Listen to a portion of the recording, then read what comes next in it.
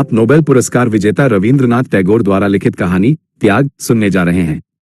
फाल्गुन की पहली पूर्णिमा में आम की मंजुलों की गंध लेकर नए वसंत की हवा बह रही है। तालाब के किनारे एक पुराने लीची के पेड़ के घने पत्तों के बीच से एक अनिद्रित अथक पपेह का गाना मुखुजे परिवार के एक जागते हुए शयन कक्ष में प्रवेश कर रहा है।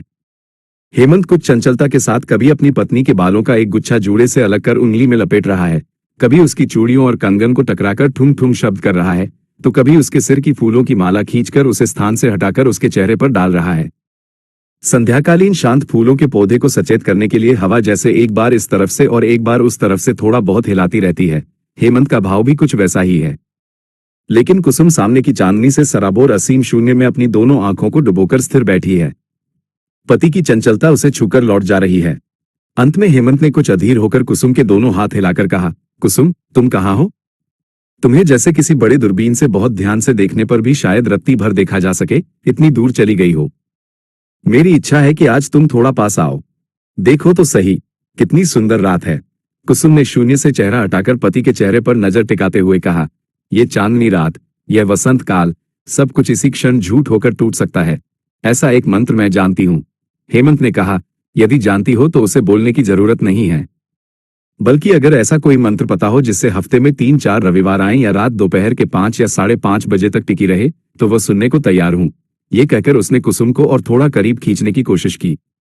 कुसुम उस आलिंगन में न बंध कर बोली, अपनी मृत्यु के समय जो बात तुमसे कहूंगी सोचा था, आज वो कहने की इच्छा हो रही है। आज लग रहा है तुम मुझे जो भी सजा दो, मैं उसे सह सकूंगी। हेमंत सजा के संबंध में जयदेव का कोई श्लोक सुनाकर एक मजाक करने की तैयारी कर रहा था। तभी चप्पल की चटाचट आवाज पास आती सुनाई दी।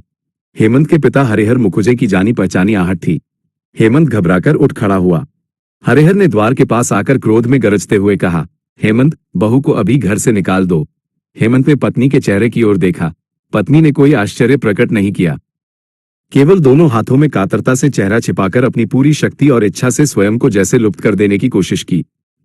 दक्षिणी हवा के साथ पपेह का स्वर कमरे में आता रहा, पर किसी के कान में नहीं गया। पृथ्वी इतनी असीम सुंदर है, फिर भी सब कुछ कितनी आसानी से बिखर जाता है। हेमंत बाहर से लौटकर आया और पत्नी से पूछा, क्या ये सच है? पत्नी ने कहा, सच है। इतने दिन तक बताया क्यों नहीं? कई बार बोलने की कोशिश की, पर बोल नहीं पाई। मैं बहुत बड़ी पापिनी हूं, तो आज सब कुछ खुलकर बताओ। कुसुम ने गंभीर और दृढ़ स्वर में सब कह दिया, जैसे कोई अडिग कदमों से धीरे धीरे आग के बीच से चल रहा हो।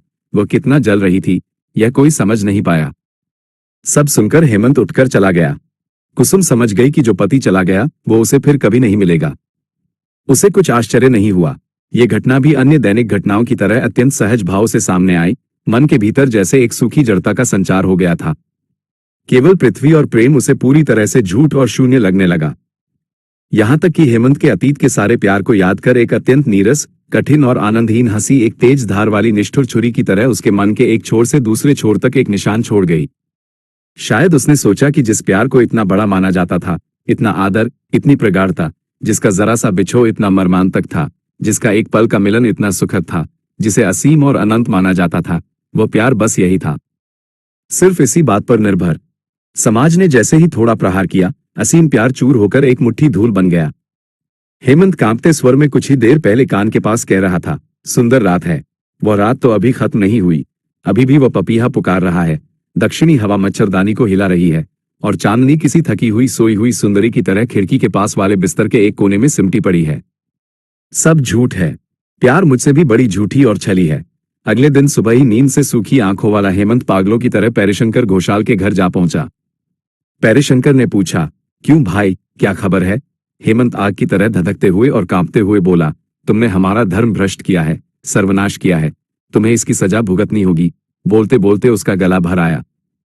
पैरीशंकर ने हल्का सा मुस्कुराकर कहा, और तुमने मेरा धर्म बचाया है, मेरा समाज बचाया है, मेरी पीठ सहलाई है। मेरे प्रति तुम्हारा बड़ा स्नेह और प्रेम है। हेमंत का मन हुआ कि उसी क्षण पैरीशंकर को भस्म कर दे, लेकिन वह स्वयं ही जलने लगा, जबकि पैरीशंकर बिल्कुल स्वस्थ और शांत बैठा रहा। हेमंत ने टूटे गले से कहा, मैंने तुम्हारा क्या बिगाड़ा था? पैरीशंकर बोला, मैं पूछता हूं कि मेरी इकलौती बेटी के अलावा और कोई संतान नहीं है, उस बेटी ने तुम्हारे बाप का क्या बिगाड़ा था? तुम तब छोटे थे, तुम्हें शायद पता न हो, तो बात ध्यान से सुनो। घबराओ मत, इसमें बहुत मजा है। जब मेरा दामाद नवकांत मेरी बेटी के गहने चोरी करके विदेश भाग गया था, तब तुम बच्चे थे। 5 साल बाद जब वो बैरिस्टर बनकर वापस आया तो मोहल्ले में जो हंगामा हुआ था वो शायद तुम्हें थोड़ा बहुत याद हो। तुम्हारे बाप ने गांव के मुखिया बनकर कहा, अगर बेटी को पति के घर भेजना है तो उसे फिर से घर में नहीं लिया जा सकता। मैंने उनके हाथ पैर जोड़कर कहा, दादा, इस बार मुझे माफ कर दो। मैं लड़के का प्रायश्चित करवा दूंगा, तुम उसे समाज में ले लो। तुम्हारे बाप किसी तरह राजी नहीं हुए और मैं भी अपनी इकलौती बेटी को नहीं त्याग सका। जात छोड़कर, देश छोड़कर कोलकाता आकर रहने लगा। यहां आकर भी मुसीबत कम नहीं हुई। जब मैंने अपने भतीजे की शादी की पूरी तैयारी की तो तुम्हारे बाप ने लड़की वालों को भड़काकर वो शादी तुड़वा दी। मैंने कसम खाई कि अगर इसका बदला नहीं लिया तो मैं ब्राह्मण की औलाद नहीं। अब शायद कुछ समझ रहे हो, लेकिन थोड़ा और रुको, पूरी बात सुनोगे तो खुश होगे। इसमें थोड़ा रस है। जब तुम कॉलेज में पढ़ते थे तुम्हारे घर के पास ही विप्रदास चटर्जी का घर था। बेचारा अब मर गया है। उनके घर में कुसुम नाम की एक अनाथ कायस्थ कन्या आश्रित की तरह रहती थी। लड़की बहुत सुंदर थी। बूढ़ा ब्राह्मण उसे कॉलेज के लड़कों की नजर से बचाने के लिए बहुत चिंतित रहता था। लेकिन एक लड़की के लिए बूढ़े आदमी को धोखा देना कोई कठिन काम नहीं है। वो अक्सर कपड़े सुखाने छत पर जाती थी और तुम्हें भी शायद छत पर जाए बिना पाठ याद नहीं होता था। अपनी अपनी छतों से तुम दोनों के बीच क्या बातचीत होती थी ये तुम ही जानो, लेकिन लड़की के हाव भाव देखकर बूढ़े को भी शक हुआ, क्योंकि वह काम में लगातार गलतियां करने लगी और तपस्विनी गौरी की तरह दिन ब दिन उसने खाना पीना छोड़ दिया। कभी कभी शाम के समय वो बूढ़े के सामने ही बिना किसी कारण के अपने आंसू नहीं रोक पाती थी। अंत में बूढ़े ने पता लगा लिया कि छत पर तुम लोगों के बीच समय असमय खामोश मुलाकातें चलती रहती हैं। यहां तक कि कॉलेज छोड़कर दोपहर के समय छत के कोने में तुम किताब हाथ में लिए बैठे रहते थे। जब विप्रदास मुझसे सलाह लेने आया तो मैंने कहा, चाचा, तुम तो बहुत समय से काशी जाने की सोच रहे हो। लड़की को मेरे पास छोड़कर तीरथ चले जाओ, मैं उसका ख्याल रखूंगा। विप्रदास तीरथ चला गया। मैंने लड़की को श्रीपति चटर्जी के घर रखकर उसे ही लड़की का बाप बता दिया।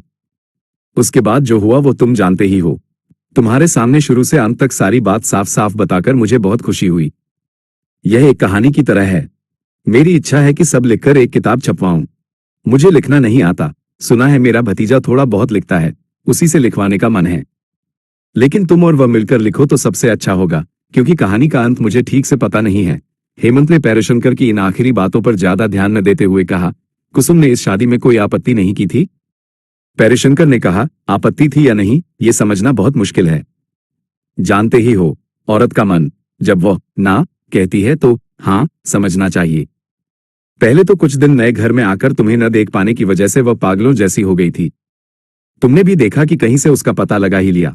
अक्सर हाथ में किताब लिए कॉलेज जाते हुए तुम्हारा रास्ता भटक जाता था और तुम श्रीपति के घर के सामने आकर कुछ ढूंढने लगते थे। देखकर मुझे बड़ा दुख हुआ। मैंने देखा कि तुम्हारी पढ़ाई में बहुत बाधा आ रही है और लड़की की हालत भी गंभीर है। एक दिन कुसुम को बुलाकर कहा, बेटी, मैं बूढ़ा आदमी हूं, मुझसे शर्माने की जरूरत नहीं। तुम जिसे मन ही मन चाहती हो मैं जानता हूं। लड़का भी बर्बाद होने की कगार पर है। मेरी इच्छा है कि तुम दोनों का मिलन हो जाए। सुनते ही कुसुम फूट फूट कर रोने लगी और भाग गई। ऐसे ही कभी कभी शाम को श्रीपति के घर जाकर तुम्हारी बात छेड़कर धीरे धीरे उसकी शर्म दूर की। अंत में रोज चर्चा करके उसे समझाया कि शादी के बिना कोई रास्ता नहीं है। कुसुम ने पूछा, ये कैसे होगा? मैंने कहा, तुम्हें कुलीन ब्राह्मण की लड़की बताकर चला दूंगा। बहुत बहस के बाद उसने इस विषय पर तुम्हारी राय जाननी चाहिए। मैंने कहा, लड़का पहले ही पागल होने की कगार पर है, उसे इन सब झंझटों की बात बताने की क्या जरूरत है? जब बात बिना किसी खतरे के निपट जाएगी तो सब सुखी रहेंगे। खास तौर पर जब इस बात के कभी पता चलने की कोई संभावना नहीं है तो बेचारे को जानबूझकर जीवन भर के लिए दुखी क्यों करना? कुसुम समझी या नहीं मैं नहीं समझ पाया। कभी रोती कभी चुप रहती। अंत में जब मैं कहता कि तो रहने दो, तब वो फिर से बेचैन हो उठती। ऐसी स्थिति में श्रीपति के जरिए तुम्हें शादी का प्रस्ताव भेजा। देखा कि सहमति देने में तुमने एक पल की भी देरी नहीं की। तब शादी पक्की हुई। शादी से ठीक पहले कुसुम फिर अड़ गई। उसे किसी तरह संभाल नहीं पा रहा था। वो मेरे हाथ पैर पकड़ती और कहती, इसकी जरूरत नहीं है चाचा जी। मैंने कहा, क्या गजब है, सब तय हो चुका है, अब कैसे मना करूं? कुसुम कहती, तुम फैला दो कि मेरी अचानक मौत हो गई है, मुझे यहां से कहीं भेज दो। मैंने कहा, तो उस लड़के का क्या होगा? उसकी बरसों की उम्मीद कल पूरी होने वाली है। वह आसमान पर चढ़ा बैठा है। आज मैं अचानक उसे तुम्हारी मौत की खबर भेज दूं? फिर अगले दिन तुम्हें उसकी मौत की खबर भेजनी होगी। क्या मैं इस बुढ़ापे में स्त्री हत्या और ब्रह्म हत्या करने बैठा हूं? उसके बाद शुभ मुहूर्त में शुभ विवाह संपन्न हुआ। मैं अपने एक कर्तव्य के बोझ से मुक्त होकर बच गया। उसके बाद क्या हुआ तुम जानते ही हो। हेमंत ने कहा, हमारे साथ जो करना था वो तो आपने कर दिया, फिर यह बात सार्वजनिक क्यों की? पेरिशंकर ने कहा, देखा कि तुम्हारी छोटी बहन की शादी तय हो चुकी है। तब मन में सोचा कि एक ब्राह्मण की जात मारी है, लेकिन वह केवल कर्तव्य भाव से। अब किसी और ब्राह्मण की जात मारी जाए, इसे रोकना भी मेरा कर्तव्य है। इसलिए उन्हें चिट्ठी लिख दी और बता दिया कि हेमंत ने जिस लड़की से शादी की है वह शूद्र की कन्या है, इसका प्रमाण है। हेमंत ने बड़ी मुश्किल से धैर्य रखते हुए कहा, इस लड़की को जिसे मैं त्याग दूंगा उसका क्या होगा? क्या आप इसे सहारा देंगे? पैरशंकर बोले, मेरा जो काम था वो मैंने कर दिया, अब दूसरों की त्यागी हुई पत्नी को पालना मेरा काम नहीं है। अरे हेमंत, बाबू के लिए बर्फ डालकर एक गिलास नारियल का पानी ला और पान लाना। हेमंत इस शीतल मेहमान नवाजी का इंतजार किए बिना ही चला गया। कृष्ण पक्ष की पंचमी, अंधेरी रात, पक्षी नहीं चहचहा रहे हैं। तालाब के किनारे का लीची का पेड़ काले कैनवास पर गहरे दाग की तरह लगा हुआ है। केवल दक्षिणी हवा इस अंधेरे में अंधे की तरह भटक रही है और आसमान के तारे बिना पलक झपकाए सतर्क नजरों से पूरी ताकत से अंधेरे को चीरकर कोई रहस्य ढूंढने की कोशिश कर रहे हैं। शयनकक्ष में दीपक नहीं जल रहा है। हेमंत खिड़की के पास बिस्तर पर बैठा सामने के अंधेरे की ओर देख रहा है। कुसुम जमीन पर बैठी दोनों हाथों से उसके पैर पकड़कर अपने सिर को उसके पैरों पर रखकर पड़ी है।